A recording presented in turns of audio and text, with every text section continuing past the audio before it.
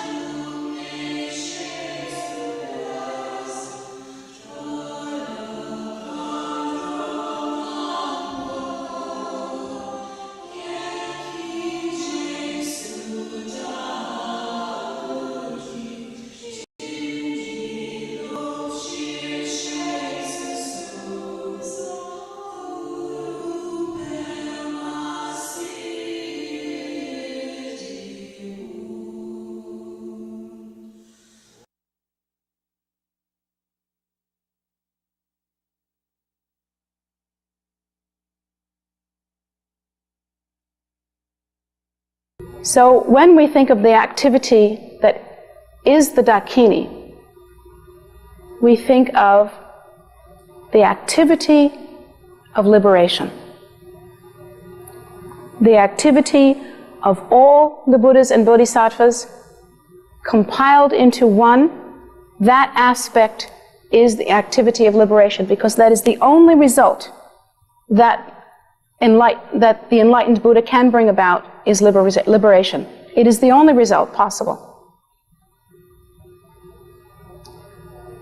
Nothing but liberation can come from that.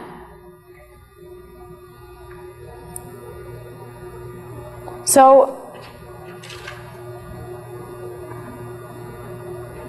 when we think that we ourselves might practice the Lama, the Yidam, and the Khandra, or the Lama, the meditational deity, and the Dakini, we think that we do so in order to accomplish the very kind of profound awareness of nature that I have described. And when we think that we engage in the activity through our practice of liberating beings by dedicating our practice to the liberation and salvation of all sentient beings, as the Dakini does, when we think of that, we should think that we do so with a full understanding of why we do so. Not simply to follow rules, not simply to accumulate virtue and merit, although both of these are components of our practice and should not be abandoned, but our emphasis should be on the much more profound realization of the nature that is experienced, the perception, the qualities and the activities that are naturally engaged in by the fully realized Buddha, since he has the fullness of knowledge and absolute wisdom. So essentially, we shouldn't think I should do good for this person, or I should accumulate this merit so that someday I can help this person. We should think in essence, because that's the way it is. It's simply the way it is. To engage selfish activity that is only good for the self, to engage only in that kind of activity, is inconsistent with our nature. Granted, we really put ourselves in a place of profound delusion. And we really think that we're going to get some kind of temporary gratification. And we really think that that's it. And we believe it. Yet, according to the Buddhist teaching, when we have followed through all this logic, and this is the point, to follow it through logically again and again and again, until it becomes part of us, then we realize that in the end, there is no future in it. It is inconsistent with our nature, and not once, not ever, has it produced happiness. So we begin to act then in accordance with our nature. And we think of the activity of the Dakini. But before we can think of the activity of the Dakini, let me stress again, we must base that activity on what she knows, according to what I've described. Again, really think about the wisdom of the Buddhas. Think about the knowledge of the Buddhas. Think about activity based on the awakened nature, based on the realization of the equality of all that lives, the equality of all that exists, on the sameness of all sentient beings, on the sameness of all phenomena.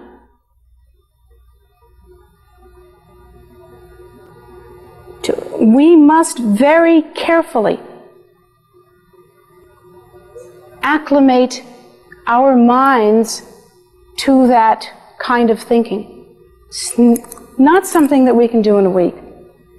When I practiced in this way, I did so for, I'm embarrassed to tell you how long. Really, before I even got down to the generosity part. I did this for 6 to 8 hours a day for over a year, following everything through, thinking of where this wisdom comes from, just getting the basics. You should not be ashamed to do this. In fact, I feel that if you don't do this properly, you will not get the full benefit.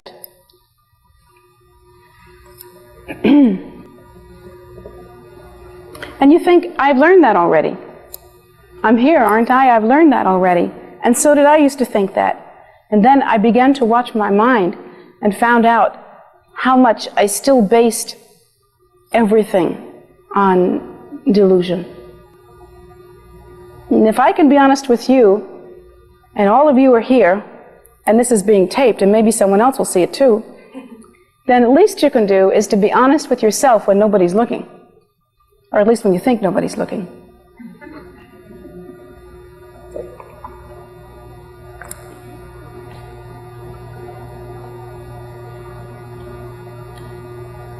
So now we have come to the conclusion that there is no future in this activity based on selfishness.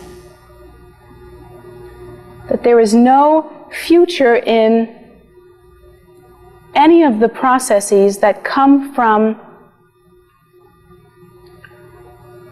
the underlying belief in self-nature as being inherently real. And we come to a point where we examine to the best of our ability, and that ability is different in all of us, what the Buddha must understand. What is this knowledge and wisdom that the Buddha has? A lot of it we can get just from the Buddha's teachings. The teachings on equality. The teachings on the sameness of all phenomena, the suchness that is the nature. The teachings that we receive that tell us, even though we can't see them, that there are Buddhas and Bodhisattvas without number in every single molecule. These teachings we try to glean as much as we can, so that based on that kind of wisdom, we can naturally engage in this very profound activity of supreme generosity. At that point, and only at that point, when we engage supreme generosity, it will not be superficial. It will not be temporary, and it will never revert back to selfish behavior. It will be as natural as night following day and day following night, and it will tend to continue itself and to grow. And now for the practice of supreme generosity. So now we've thought about all these heady philosophical things, thrown a lot of concepts around. This is pretty amazing stuff. We can sit around and we can rock and roll in our heads for a long time here, playing with these different concepts and really getting excited about them. But when it comes down to supreme generosity, when it comes down to the actual leap that one takes, it doesn't happen in the head at all.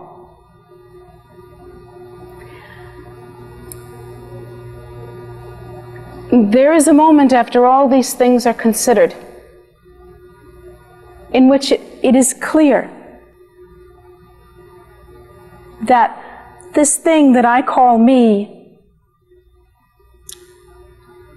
is an artificial construction, and from that we can suppose that this nature is sameness. That the nature is that is seems to be me right now is the nature that is you also, and that there is no separation. We can assume that whatever this is, and we can't understand it, this suchness can't be sliced up and divvied out. It is simply what it is. And I remember in my baby steps of trying to grapple with that, I thought, whatever that is has also come as him and her and this and that. And it is the same.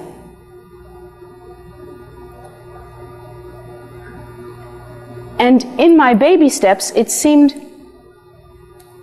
real to me. Not like I should do this. And now this is just me speaking to you as a friend from my heart. But it seemed real to me that this was the only thing to do. This supreme generosity was the only true abiding practice. And then I tried to think, so I know this and I feel this, and then I look at the world and I see that there is old age, sickness and death, that there is poverty and suffering, that there, even when there is happiness, the happiness has the seed of disappointment in it. It's always temporary. Even when it's extremely happy, it's extremely temporary. And how do I understand this? What's happening here? And I remember I was a teenager and I was thinking, what is this? What's happening here? What's going on? And I began to examine myself very thoroughly and all of the things that I was capable of doing as a self. You know, I'm not exactly stupid. I have a few talents. I'm articulate, relatively speaking. There are some things that I can do. I'm all right. 2 arms and 2 legs. And I thought about all the different things that I could do, and I thought, I can't do anything. There's nothing I can do. Nothing. I can't heal forever. I can't liberate forever. I can't even look my kid square in the eye and promise him that I will always be there for him, because I don't know where he will be or where I will be in my next incarnation. I can't promise him that I will always love him.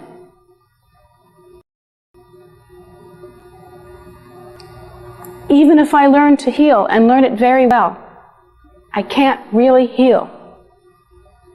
And I began to realize the impotence of samsara. It's a very important realization to have.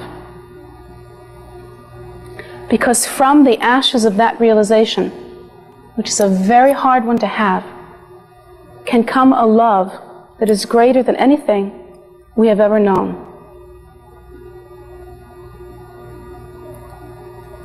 Because I thought to myself, if this I is so impotent, and yet this nature is what it is, what can possibly be done? And it was at that time that the practice of supreme generosity came to me. And I'll tell you exactly how I practiced it. First of all, before I tell you exactly how I practiced it, I want you to know that I practiced it for a long time and still practice it, and perhaps not in such a ritualized form. But I found the ritual to be extremely necessary in the beginning, for me. And I do recommend it, because there's a funny thing that human beings seem to carry around with them. It's a little piece of baggage, it's an idea that kind of says you get what you pay for. And we have this piece of baggage, and we have it very well. We much more value something that cost us $100 than we do something that cost us a dime. And we much more value something we've really had to work for than something that's been given to us. And we much more value an experience that we suffered through than we do an experience that was very easy for us. And it seems to be the case just about all the time. So I do recommend that. But when I told my teachers about this practice, basically, one of my root teachers said to me, well, that is the practice of Chud. I'd never heard of Chud at the time. And he said it's a very basic practice in Vajrayana Buddhism, very common practice, that is to say that many do it. And it is a practice in which one thinks of oneself as the Dakini and having the same qualities as the Dakini, or having the same, being the same nature as the Dakini, that is to say that one's activity would be the activity of all the Buddhas, and so on and so forth, as we've already described. But one thinks of oneself as the same as the Dakini, and as the Dakini, one offers oneself completely, piece by piece, in order to succor, in order to give completely, in whatever way possible, to all sentient beings. One actually offers oneself as food. It is the absolute fulfillment of the Bodhisattva vow, the vow to be of benefit to sentient beings. And it is done so in a ritualized way, and one actually uses instruments, and there is a specific visualization, but the core of it was basically the same as what I was practicing. And my teacher also said he very much liked me to continue teaching Chud in that way, simply because, having had that experience, I could teach others even who don't know from ritual instruments and who don't know anything about, how to practice Vajrayana Buddhism, that same posture of supreme generosity. So with that explanation, I'll try to explain to you how I practiced supreme generosity. I'm not making any claims to tell you that I was successful at it. I'm not making any claims to tell you that I have attained great realization.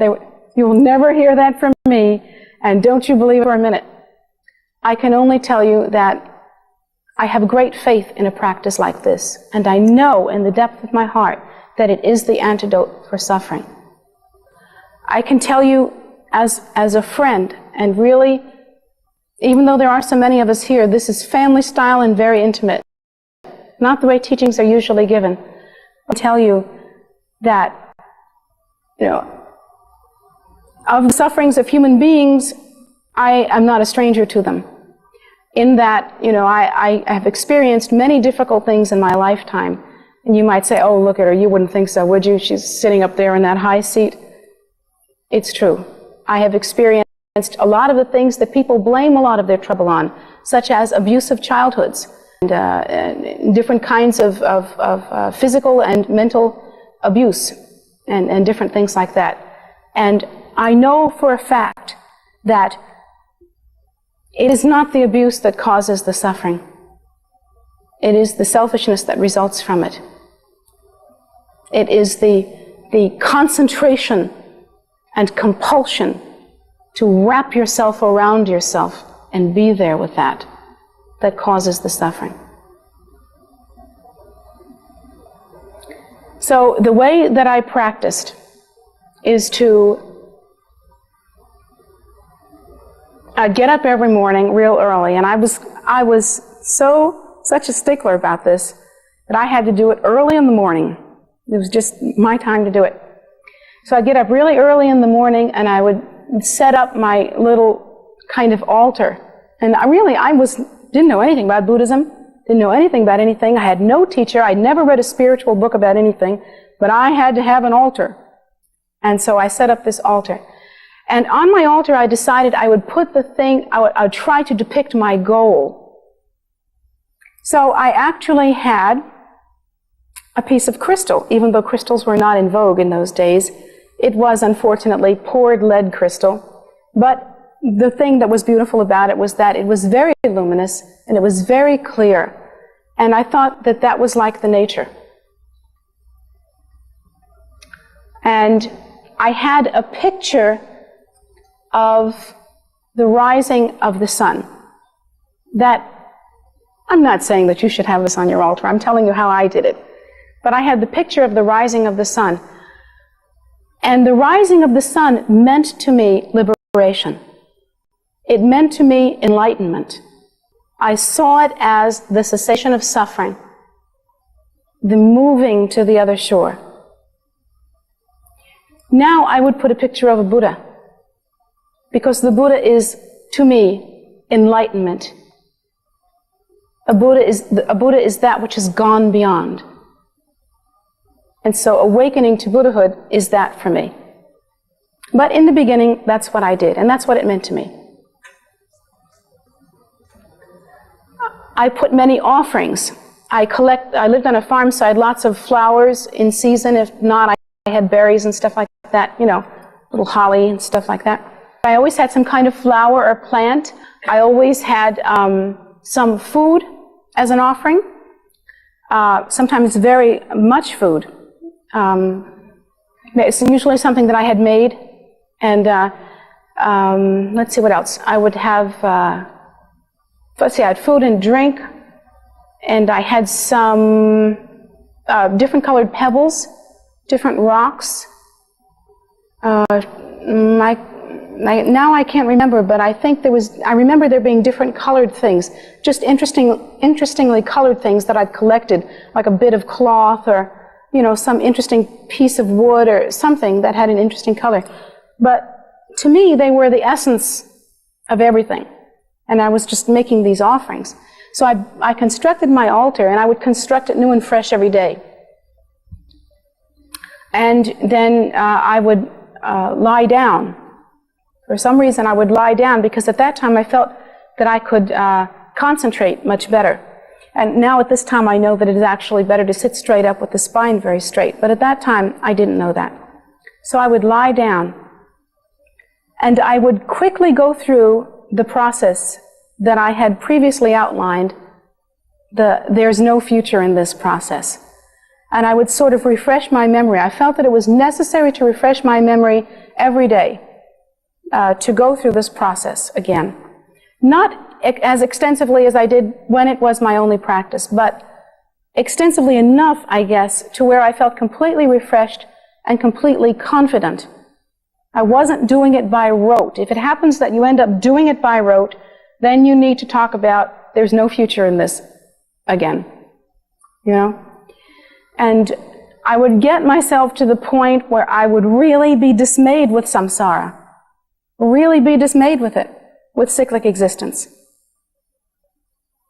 And could see its faults very clearly.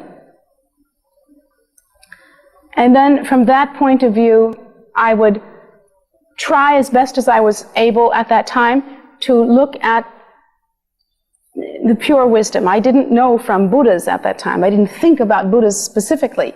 But I knew that there was a state of pure knowing, a state of pure awareness. I didn't know the Buddhist terminology, but I called it absolute nature, or I called it true nature. I would call it truth. I would call it, I had many different names for it. And on the other hand, I knew what I was talking about without saying any names. So I would think about that, and I would think about what that means. And I would think about the suchness and sameness of all things. And I would think about the equality of all things. And I would think that I am inseparable from all. And then I would get specific. I would think I am inseparable from my father. I am inseparable from my mother. I am inseparable from those I do not like particularly. I am inseparable from those I like very much. I am inseparable from my husband. I am inseparable from my son. And I would go through this whole thing and really realize the suchness and the sameness of all of that.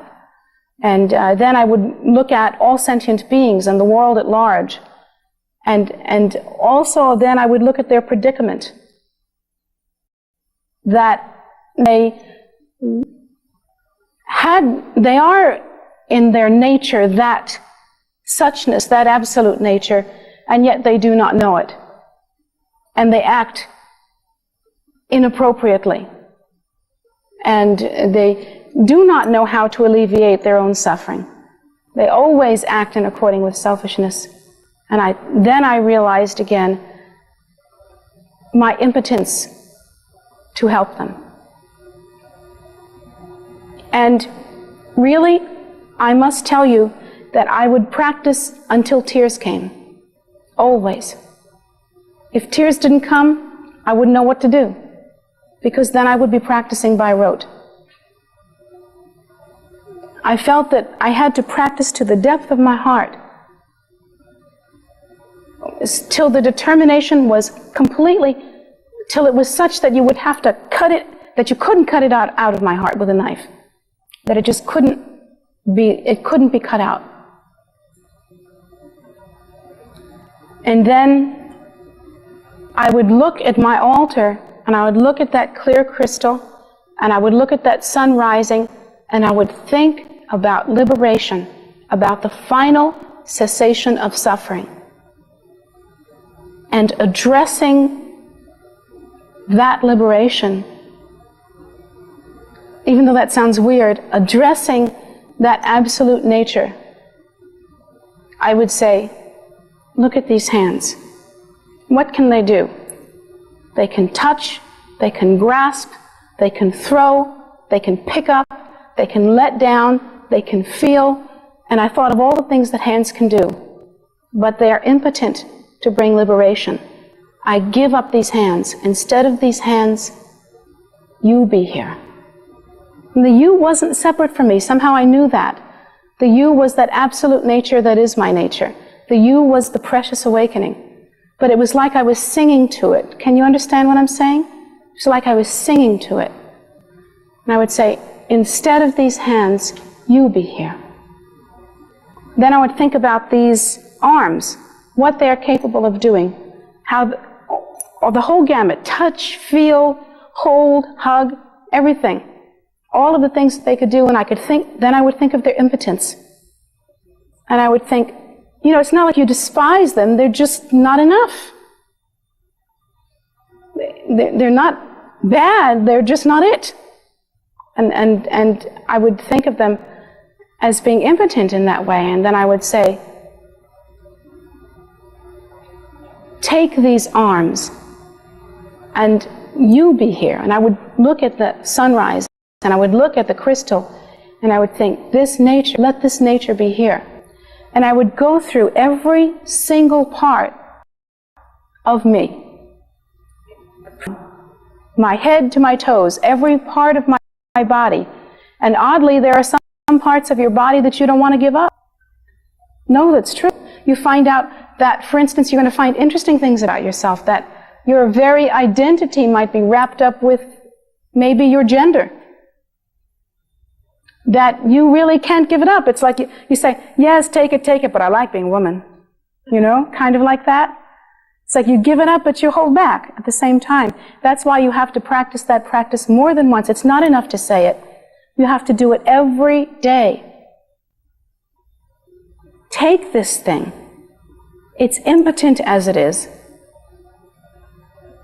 Let me be of benefit to sentient beings. You be here, because speaking to the Absolute, I would say, I would know that only liberation is the cessation of suffering. Let liberation be here instead, or the cause of liberation. And the cause of liberation then must be understood as the Buddha nature. So in essence, what you're saying is, take this self and let that nature be here. That nature which is the cessation of suffering.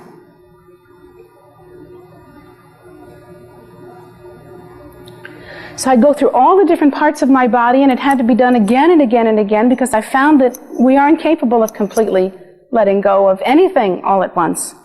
It takes a great deal of time and effort. And then I began to look at the different aspects of my nature, of my personality, actually. The different aspects, I would think of what my personality was like, and it wasn't like I was describing myself for Cosmopolitan magazine, you know, effervescent, good-looking. I would really think of the different aspects of my nature.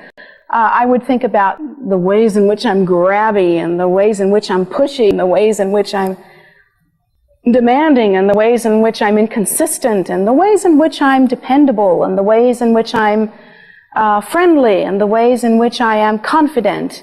And all of the different, because we've got it all. Kids, we've got it all. You know, it's all in there. And all of them we think is me. That's me. That's what I am. And I would go through all of it. All of it. Instead of that, whatever it is, no matter how good it is, if you're talking about competence, if you're talking about friendliness, if you're talking about dependability, whatever it is, it's not enough. Because it is not liberation. Instead of that, again, looking to that absolute nature, you too should speak the words, you be here.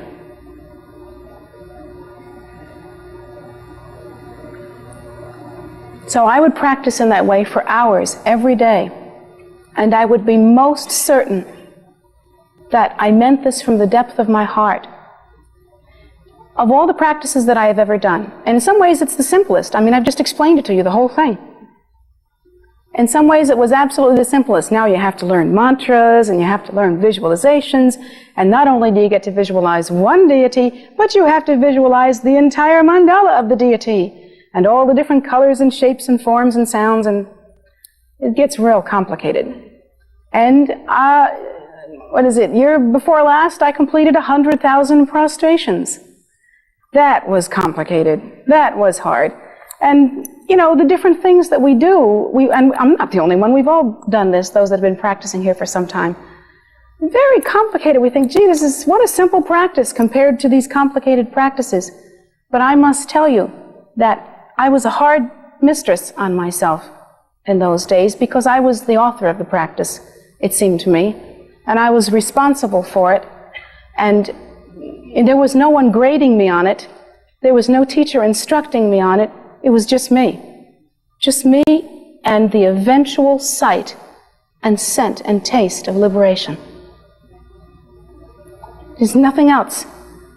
And so that I worked harder on that practice, I must tell you, than I have ever worked on any practice since then. And it was the hardest practice that I have ever done till this day. Even harder than all of the physical contortions that we go through, and mental visualizations, and complicated mantras and amazing prayers that we have to say. That was by far the most difficult practice I have ever done. It is also by far the most nourishing,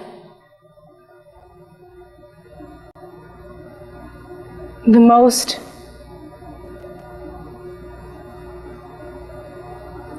one having the most profound and quick results, the one having the most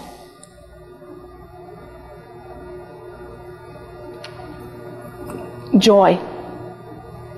I really can't tell you how this is possible, that at the one hand I would require of myself that I cry every day. I would require of myself that I give up every single morsel that you see on this frame, and the frame itself as well, and all of its qualities and attributes, and at the same time, it was the most joyful, because it was at that time that I felt, finally, my life might be worth something. Because I no longer felt impotent. I felt certain that while I could not see it then, that at some point, perhaps my life would be of use to sentient beings. And I used to make the prayer, if sentient beings are hungry, let me be the instrument by which they are fed. If sentient beings are tired, let me be the instrument by which they are rested. If sentient beings are needful, let me be the instrument by which this need is satisfied. If sentient beings are lonely, let me be a friend to them. If sentient beings are comfortless, let me be a mother to them. And I would make prayers like that. And I knew that the only way that those prayers could be fulfilled is through the blessing and truth of liberation. And I feel that at that time, the entire structure and format of my heart and my mind and my life changed completely. It seemed like there was a point at which there was no going back. There was a point at which life could not have reverted into ordinary mode. You know, how we make so much practice in our meditation and we make commitments and we're going to get holy now, by golly. And we really get into it and suddenly we're back in ordinary land. And it's very hard to get back to that place. And I feel that it is that practice which ensures that will never happen to you. In essence, what is being practiced there is that one's life becomes only this, a vehicle by which suffering of all kinds will be finished. And we do so with wisdom, I hope, or at least some kind of savvy, knowing that we may not see this in one lifetime. We know that the complete cessation of suffering for all sentient beings may not happen in one time, but we know with perfect surety, due to the extensiveness of having built this foundation of understanding, that we cannot be satisfied until we ourselves are the very face of liberation, the very face of the Buddha nature. Until we ourselves can offer that permanent and absolute nourishment to all sentient beings, we cannot be satisfied.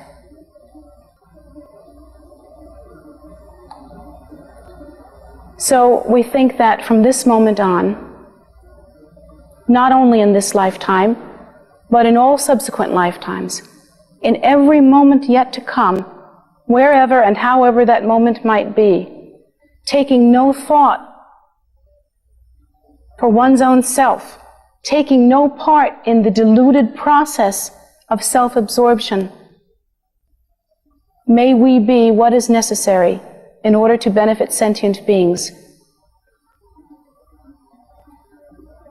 Accordingly, whatever effort is required,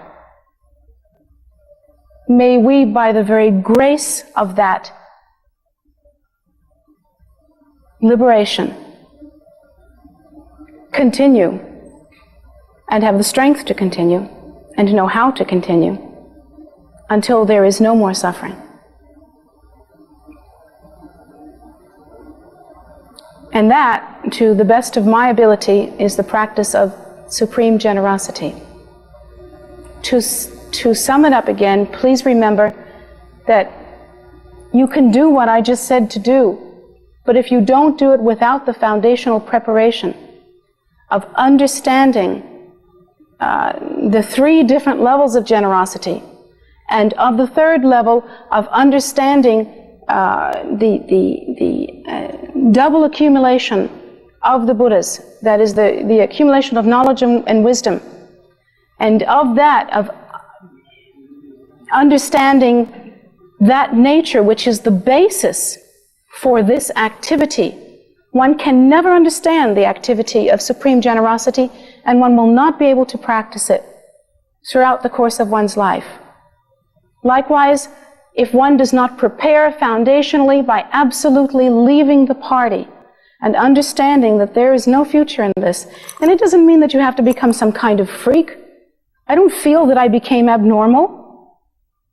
I mean, I look the same as anyone else. And I'm not miserable, you know? I even go to parties once in a while. I enjoy myself. It is a happy thing. But the leaving of the party can be done in many different ways. One can become a renunciate. And the leaving of the party can be done in this way, a very pure way to do it, a complete way to do it, a way that is absolutely suitable for many people and recommended by Lord Buddha himself. And then can leave the party as a layperson. Because one will leave the party no matter what one is doing, if one understands the fallibility of cyclic existence, if one understands the basic delusion in the ego. And if one really follows that through, knowing that there is no future in such deluded perception, then one can practice supreme generosity wherever one is. And about such practice you can only say, don't think you have to go to the mountains to do it. Don't think you have to go to the shores to do it. Don't think you have to be alone to do it. Don't think you have to be without your family, and don't think you have to be with your family to do it. You do it where you are. And you will be exactly where you should be when you do it.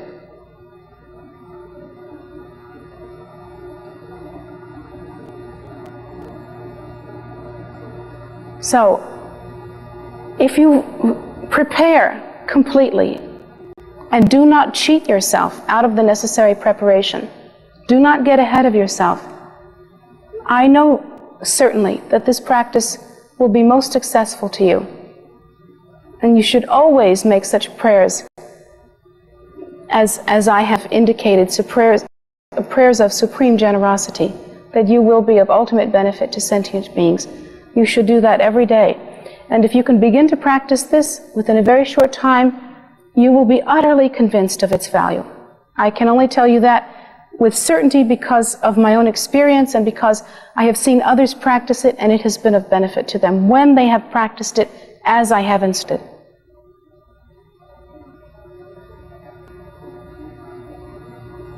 So I hope that you will, and I hope that it will be of use to you, and I hope that you will not cheat yourself, and you will care for yourself enough to do it properly. That caring for yourself is not selfish, because it's the same as caring for others. Nanda,